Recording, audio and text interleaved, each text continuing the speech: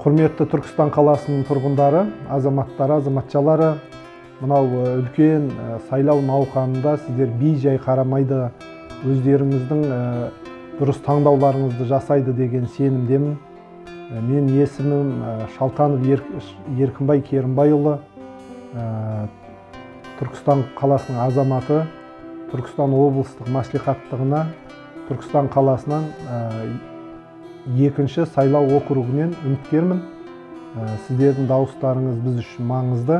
Өйткені қоғамда болып жатқан әрбір